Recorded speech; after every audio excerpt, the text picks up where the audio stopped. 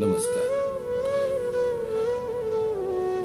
मोहम्मद शाह रंगीला के लिए जब मुगलों की गद्दी को सादत खान बुरहानुल मुल्क ने निष्कंटक कर दिया तो जाहिर सी बात है अब उनके ऊपर सम्राट को पुरस्कारों की जड़ी लगानी ही थी।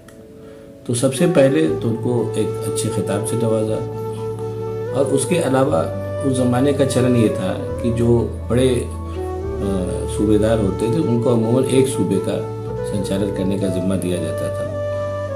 मोहम्मद शाह रंगीला ने सादत खान से कहा कि आप आगरा जाइए, कश्मीर जाइए और अवध जाइए, आपको जिस सूबे का सूबेदार बनना पसंद हो वहाँ की सूबेदारी हम आपको सौंप देंगे। सादत खान इन तीनों जगहों पर गए और जो भी वजह रही उन्होंने अवध का सूबेदार बनना पसंद किया। मोहम्मद शाह रंगीला को उन्होंने अपनी स्थिति बता दी, अपनी इच्छा जाहिर कर दी। मोहम्मद शाह रंगीला ने उनको 1722 में अवध का सूबेदार बना दिया। सादत खान बुरहानुल मुल्क वहाँ से चले और आज की तारीख में फैज़ाबाद के पास सरयू के किनारे उतरे और वहाँ से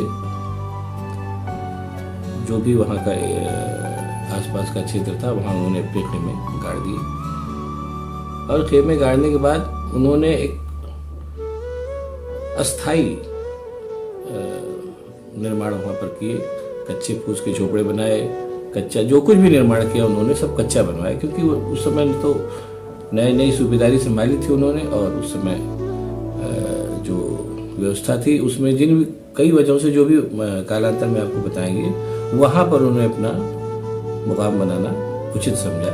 हालांकि उसके पहले सादत खान के पहले जो यहाँ के सूबेदार थे गिरधर नागर साहब, वो लखनऊ में रहते थे, लेकिन जो भी राजनीतिक स्थितियाँ रही हों या जो भी उन्होंने उचित समझा हो सादत खान ने, उन्होंने वहाँ पर अपना मुकाम बनाना सुनिश्चित किया और नदी किनारे उन्होंने एक कच्चे निर्माणों की श्रृंखला से बना दी, जिसको आज भी फैज़ाबाद में लोग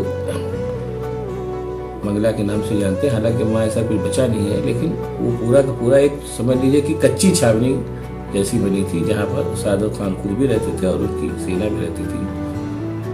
वहाँ रुक करके और वहाँ से उन्होंने अवध सूबे का संचालन शुरू किया। उस समय स्थिति ये थी कि चूंकि पूरा दौर ही उस समय बदमनी और क्या नाम है घात प्रतिघात से दौर गुजर रहा था, तो जो स्थानीय राजा और जमींदार थे या जागीरदार थे, वो चाहे वो किसी भी सूबे के रहे हो, क्योंकि उस समय की जो व्यवस्था थी उसमें जागीरदार और जमींदार यही लोग प्रशासन की निचली इकाइयाँ हुआ करते थे। तो ये सारे के सारे बेलगाम हो गए थे। तो अवध में भी स्थितियाँ कुछ भिन्न नहीं थी, वैसे ही थे। जो किसानों से माल गुजारी ज़्यादा वसूलते थे और उसका अधिकांश हिस्सा खुद रख लेते थे, दरबार को या सूबेदार को देने में उनकी बहुत दिलचस्पी नहीं होती थी। तो सबसे पहले सादत खान ने इनके ऊपर लगाम लगाने के बारे में सोचा और इसकी शुरुआत की। वहीं पर उनका स्थायी दरबार लगता था नदी किनारे, और वहीं पर सारे जागीरदार और जमींदार सब बुलाए जाते थे। उनसे एक पूरे क्षेत्र को नए सिरे से बंदोबस्त की प्रक्रिया वहीं से सादत खान ने शुरू कर दी, और रेवेन्यू का एक नया पैटर्न ही लेकर के आए वो, और उस पैटर्न पे उन्होंने सारे जागीरदारों जमींदारों को बुला करके ये कहा कि अब आपको इस पैटर्न के हिसाब से रेवेन्यू उगाना है और इतना हमें देना है और इतना मुगल दरबार में भेजना है। जाहिर सी बात है, चूंकि जमींदार और जागीरदार एक लंबे समय से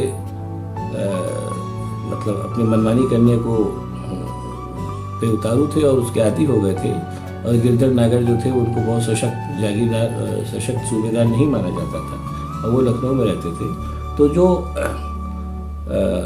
ग्रामीण इलाकों के जागीरदार जमींदार वगैरह थे वो कुछ ज़्यादा ही सरकश हो गए थे। इसलिए बाहरी हिस्से में रह करके सादत खान ने उचित समझा होगा कि इन पे हम कंट्रोल करें, और बहरहाल इस काम को करने में वो काफ़ी सफल भी रहे।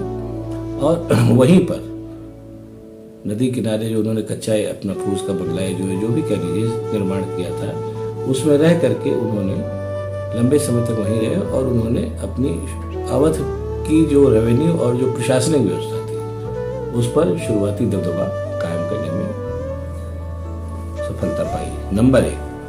नंबर 2, ये तो उनका एक रोल था। उसके अलावा दिल्ली के शाही दरबार में भी उनकी क्या नाम है हैसियत थी, तो इसलिए भी वो उनका एक पाँव यहाँ रहता था और एक पाँव दिल्ली में रहता था, क्योंकि दिल्ली की जो दरबार की जो राजनीति थी, अगर वो उससे अपने आप को एकदम अलग कर लेते तो दिल्ली दरबार की राजनीति ही एक तरीके से देखा जाए तो उनकी शक्ति का स्रोत था, जिसने उनको अवध का सूबेदार बनाया था। तो इसलिए इस पूरे कालखंड में सआदत खान बुरहान अल मुल्क दिल्ली और फैज़ाबाद में, जो आज की तारीख में फैज़ाबाद कहा जाता है, इस पूरे कार्यक्षेत्र में वो सक्रिय रहे। कभी अवध आते थे, कभी दिल्ली जाते थे। इस प्रकार से अपनी दोनों भूमिकाओं का निर्वहन उन्होंने सफलतापूर्वक निभाया। और आगे भी आपको बताएंगे कि दिल्ली दरबार की राजनीति में भी उनका उतना ही महत्वपूर्ण रोल था, जिसने हिंदुस्तान के मुस्तकबिल को काफ़ी हद तक प्रभावित किया, जितना कि अवध में भी उनका रोल था। अवध को लेकर के जो स्वरूप आज की तारीख में कहा जाता है और जिन भी चीज़ों के लिए अवध की तारीफ की जाती है, वो सारी उनमें से अधिकांश सआदत खान बुरहान अल मुल्क की स्थापित की हुई हैं, जो आपको कालांतर में बताई जाएंगी। अब आप इस चैनल को सब्सक्राइब करिए, जैसा मैं हर बार कहता हूँ, लाइक करिए, अगर पसंद आए तो